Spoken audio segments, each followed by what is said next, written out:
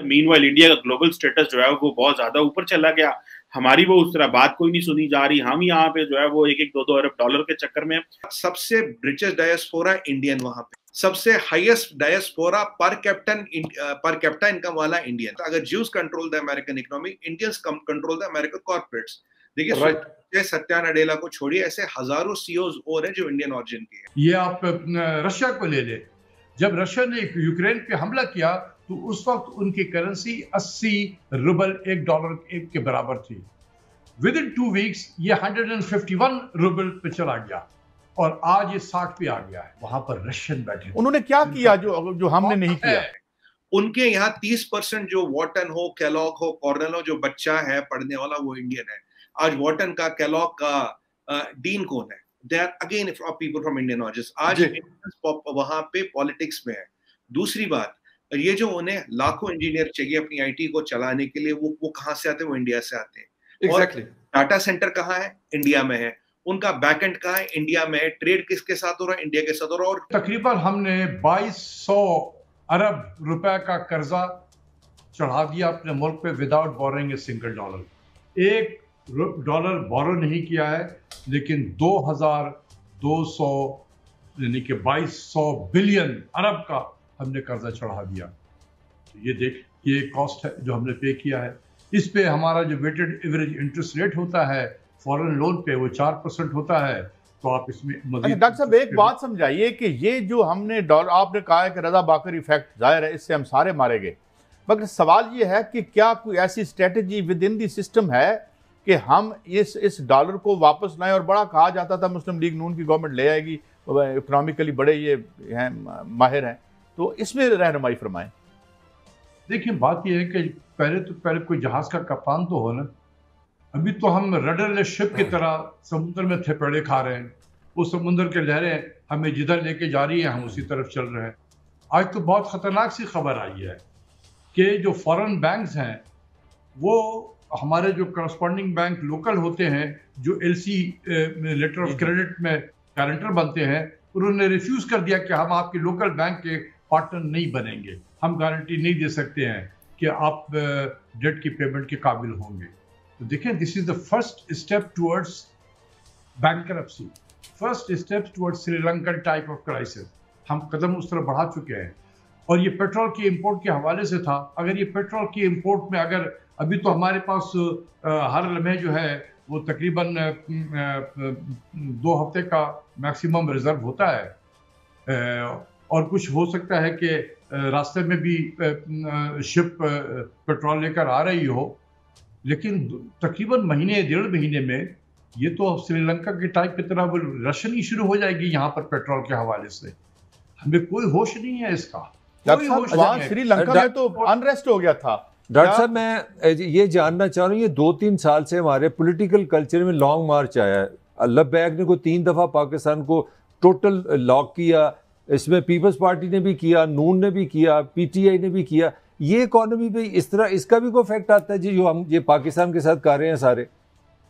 Of course, आप देख लें कि एक दिन अगर पाकिस्तान बंद हो जाए तो इस वक्त हमारी जो जीडीपी है तकरीबन $383 बिलियन की है, जो तकरीबन $1 बिलियन पर डे के हिसाब से थोड़ा ज्यादा है। 365 से इसको डिवाइड कर दें तो 1.044 बिलियन होता है पर डे। तो अगर मार्केट बंद हो जाए, पाकिस्तान बंद हो जाए, जैसे अभी पिछले दिनों हुआ, सारे मार्केट बंद कर दिए हैं, तो अगर मैं पूरे दिन का जीडीपी ज़ाया कर दूं तो तकरीबन ये 200 बिलियन हो जाता है।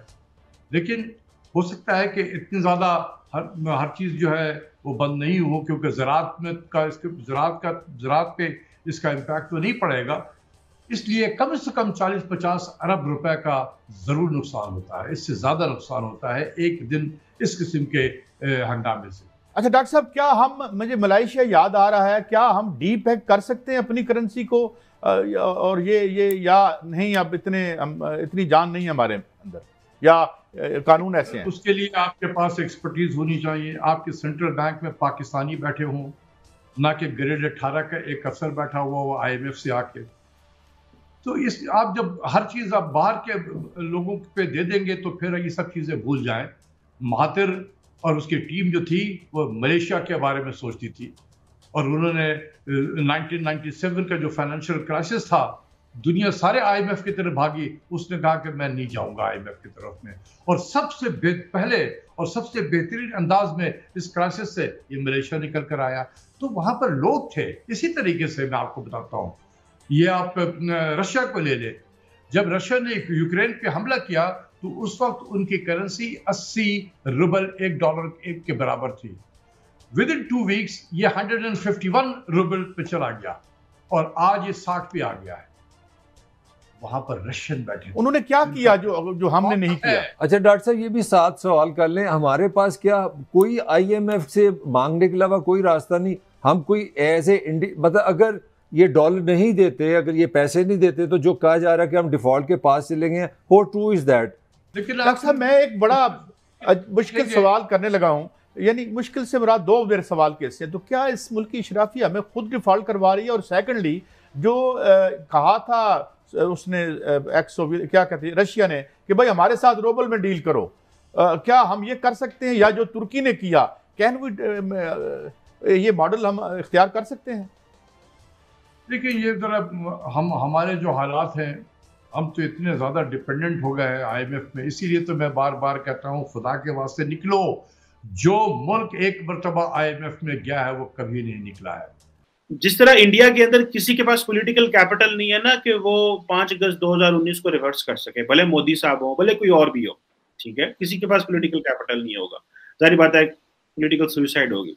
सिमिलरली पाकिस्तान के पास इतना किसी के पास पॉलिटिकल कैपिटल नहीं है कि वो कश्मीर के ऊपर कोई इशू कोई फैसला कर सके या कोई चीज हो सके। सो पाकिस्तान बुरहान वानी को, यासीन को या बाकी लोगों को थोड़ी देर के लिए डिस्कस करेगा जरूर, because they are occupied, economic crisis और इन चीजों में फंसे हुए हैं। अदरवाइज मेरा ख्याल है कि Kashmir is strongly embedded, this issue of Kashmir is strongly embedded by so many ways, and it is known as a cornerstone of Pakistan's foreign policy, and one single most agenda which is left unattended, and one single most agenda which is between on the top of the priority so far India Pakistan।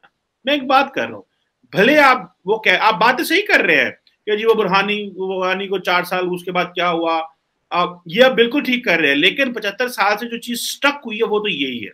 हालांकि बहुत सारे लोग पाकिस्तान में भी, India में कह रहे हैं कि लेट्स मूव ऑन, आगे की तरफ चलें और चीजों को डिस्कस करें, बाद में इसको भी हम कश्मीर को भी डिस्कस कर सकते हैं, लेकिन पहले और चीजों को डिस्कस करें। सो अगर आप मैं आप लोगों को यहाँ का थॉट प्रोसेस बता रहा हूँ, अगर इंडिया ये समझेगा ना कि पाकिस्तान में कश्मीरियों को भूल गए, यहाँ के स्ट्रगल को भूल गए, लोगों को भूल गए हैं, अभी तक तो ऐसी कोई चीज नहीं है। हाँ, हम और चीजों में जरूर मसरूफ है, लेकिन that doesn't mean people have forgotten everything. जब टाइम थोड़ा ठीक होगा तो मेरा ख्याल है वो फिर on the top of the line आ जाएगा। Until and unless कि स्टेट की क्या पॉलिसी बनती है, हम और तरह इंडिया के साथ एंगेज होते हैं। I am just telling you the sentiments and the mindset जो मुझे थोड़ी। चीमा साहब, इसमें 2 बातें हैं। पहली चीज तो ये कि पाकिस्तान की कोई कश्मीर पॉलिसी है नहीं, ये बात सच है चीमा साहब। There is no stated Kashmir policy. हम सपोर्ट करेंगे, ये करेंगे, वो करेंगे। और जो पाकिस्तान आप कह रहे हैं ना कि एम्बेडेड है कश्मीर में, मुझे लगता है कहीं ना कहीं this is exactly what India wants. अब देखिए, फूड सिक्योरिटी कॉन्फ्रेंस में बिलावल भुट्टो साहब गए, ठीक है, गए बिलावल भुट्टो साहब, I think food security conference गए थे, यूएस गए थे वो। उनके ऊपर मजबूरी है कि वो कश्मीर मेंशन करें, चाहे वो मीटिंग फूड सिक्योरिटी के ऊपर हो। कल अगर इंफॉर्मेशन टेक्नोलॉजी की मीटिंग होगी, बिलावल भुट्टो कुछ इंफॉर्मेशन टेक्नोलॉजी मेंशन करें ना करें, वो कश्मीर जरूर मेंशन करेंगे, क्योंकि उनके ऊपर पॉलिटिकल मजबूरी है, क्योंकि ही विल बी जज्ड। क्या आप अमेरिका में खड़े होकर कश्मीर के ऊपर आप दंदनाए कि नहीं दंदनाए, आप ये बताइए। कि नहीं जी, मैं तो फूड सिक्योरिटी के ऊपर बात करने गया था, तो मैंने फूड सिक्योरिटी की बात करी, राइट? इससे क्या हो रहा है कि this is exactly what India wants. हमारा हर एक मुल्क का डीप स्टेट होता है चीमा साहब, आपका भी है, हमारा भी है, अमेरिका का भी है। थ्योरी तो अमेरिकन ही है ये। जितना पाकिस्तान कश्मीर से ऑब्सेस होगा, उतना पाकिस्तान से ऑब्सेस नहीं होगा। इमरान खान ने सबसे पहले अपने कौम को बोला कि मैं कश्मीर का सफीर बनूंगा। उसने ये नहीं बोला मैं पाकिस्तान का वजीर आजम बनूंगा, मैं कश्मीर का सफीर बनूंगा। तो जितना वो एक दिन में 24 घंटे होते हैं, अगर वो 18 घंटे कश्मीर करेगा तो पाकिस्तान कब करेगा वो? तो आप ये देखिए, कल बिलावल भुट्टो को अगर बुलाया गया है कि ऑयल सिक्योरिटी के ऊपर, आप एनर्जी सिक्योरिटी के ऊपर जाइए, उधर भी उसने कश्मीर बोलना है। टाइम उसको 15 मिनट मिल रहा है, लिमिटेड टाइम होता है ना सबका, इतने सारे लोग होते हैं, लिमिटेड टाइम होता है, फिर ऑन द साइड बायलैटरल्स होते हैं आपके, ये सब। उसने कश्मीर की बात करनी है और इंडिया चाहता है कि आप कश्मीर की बात करें, आप दन-दनाते हुए कश्मीर, क्योंकि आपका कश्मीर का बयानिया कोई सुनेगा नहीं, आपका वो 10-15 मिनट खत्म हो जाएंगे, फिर आपने वापस पाकिस्तान जाना है, कहानी खत्म। And Pakistan has wasted 100 such opportunities in the past.